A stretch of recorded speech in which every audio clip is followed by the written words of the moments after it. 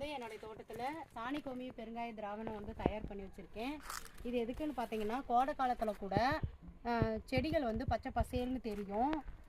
அதனால தான் இதை தயார் பண்ணி வச்சுருக்கேன். இதை தயார் பண்ணதுக்கு 48 மணி நேரம் ஆகுது தயாராகிற நிலைக்கு வரதுக்கு. இப்போ இதோட கூட 100 கிராம் பெருங்காய பவுடரை வந்து சேர்த்து கலந்து நம்ம ஸ்ப்ரே பண்ண வேணும்.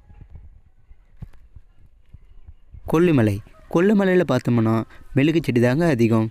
இங்கே இருக்கும் மக்கள் எல்லாம் மெழுகு செடிக்கு மூடாக்கு போட்டு மறுபடியும் களை எடுத்து நன்றாக பாதுகாக்கிறாங்க. ஏனென்றால் அதிக லாபம் வருது இந்த மெழுகு செடியில் மட்டும்தான். மக்கள் எவ்வளவு தான் பாதுகாத்தாலும் இந்த வைரஸ் நோய் பார்த்தோம்னா மெழுகுச்செடியோட வேர்களை தாக்கி செடி காஞ்சி போகிற மாதிரி செய்யுதுங்க.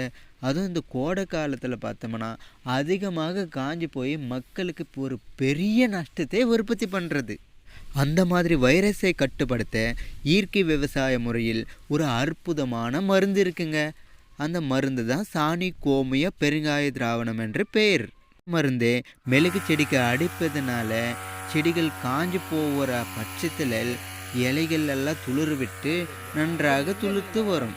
அது மட்டும் இல்லாமல் வைரஸ் நோயை தடுத்து செடிக்கு தேவையான சத்துக்களை, அதாவது நைட்ரேட்டு, பாஸ்பேட்டு, பொட்டாசு மட்டும் இல்லாமல் ஜிங்கு, போரான் அது மாதிரி சத்துக்களை எடுத்து கொடுக்குங்க இந்த மருந்து.